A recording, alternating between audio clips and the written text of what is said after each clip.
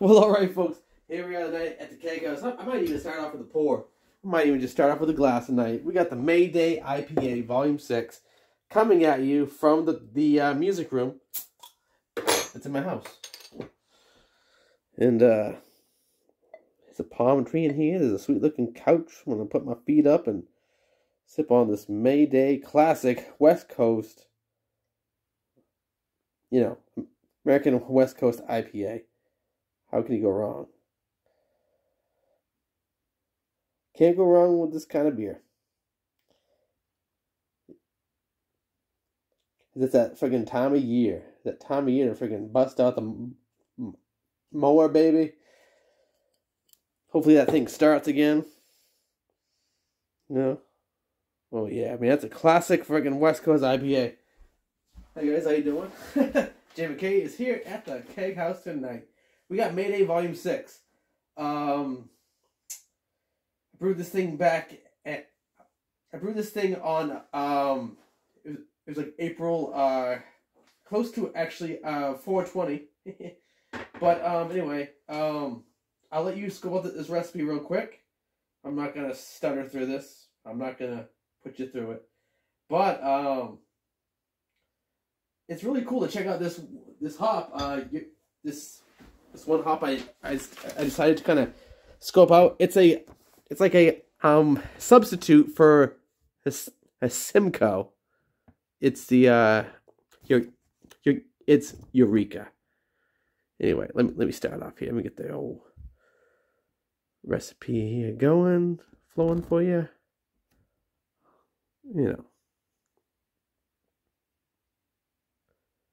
So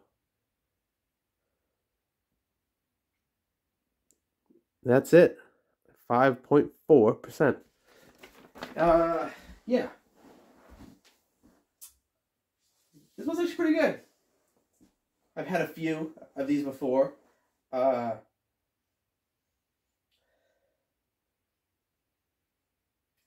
actually kind of like a sharp, like the citric kind of thing.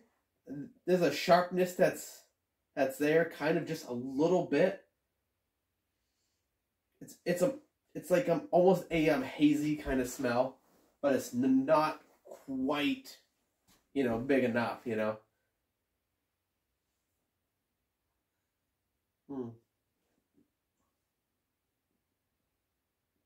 Big drink, little drink. It's from my guy out in Michigan. Whew. Now, this beer here, here I am. It's like okay, it's freaking brew day. I got all the stuff. I'm ready to go. I'm out there brewing. I'm like, it's time for the Irish moss at 10 minutes. I don't have any Irish moss at all. So, the whole thing with this was, I'm not making a hazy. I was so hell-bent on not making a hazy on the whole thing that I didn't put the moss in at 10 minutes to clarify it, so I kind of sort of made it fucking hazy. Life. But that's fine, whatever. I'm not gonna cry about it. I got like a 40 more of these in the house. It looks pretty carbonated. It's almost too carbonated, but which could be putting off that extra, a strange maybe sharpness, maybe a crisp, more of a crisp smell that's maybe making me think it's another kind of, I don't know, smell or something, but it is like this, man, it's very classic. It's very, this beer is like Shed's, the Shed Brewery. It makes an IPA, and it's, man, this is very close to the Shed, which was what I was trying to kind of pull off. So yeah,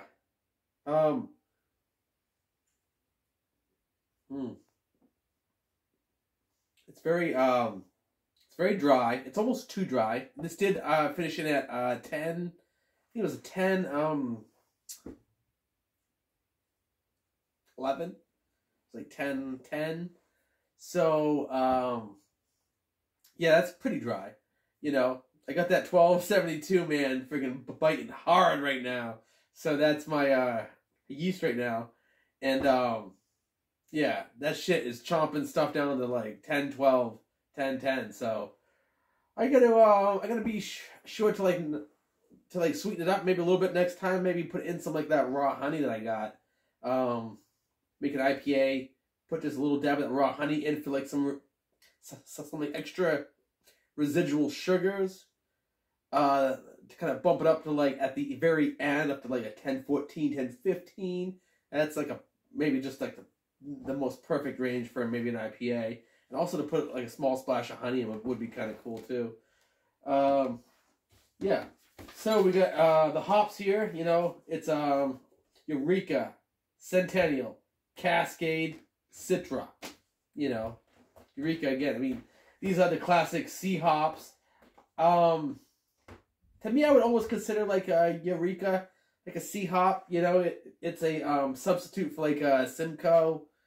It's very like grapefruity. It's very you know, it's big.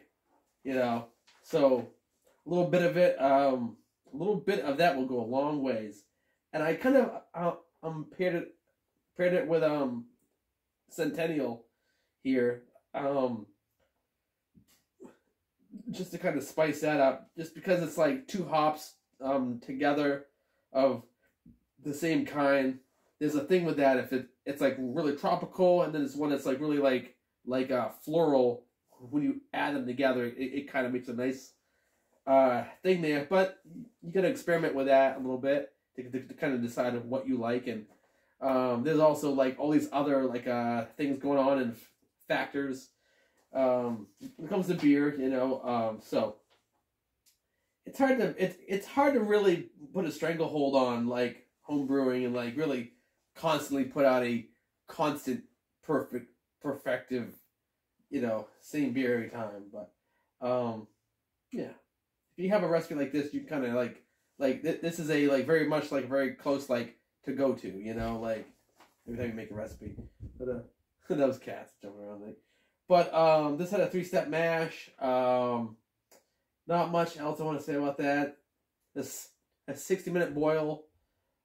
This was a 5G recipe, so I had about 48 beers. How many bottles did I have? I actually had 46 beers. So yeah, here it is again. If you want to look at it, it still has a head on it. It's just very classic West Coast, very old school like IPA. Like this is like 2004 American West Coast. You know, it's India Pale Ale, you know.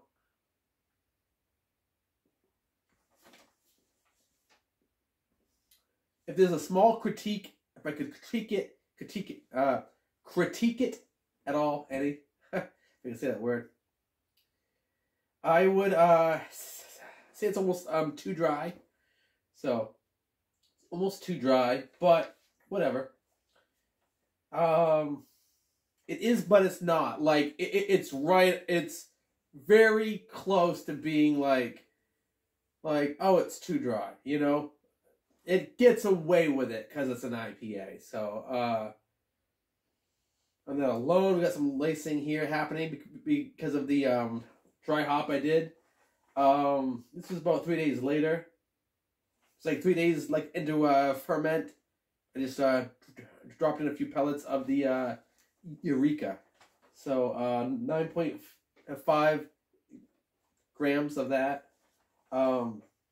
Just to kind of spice it up a little bit, you know. Like to give it that extra floral kind of, you know, taste, hopefully. And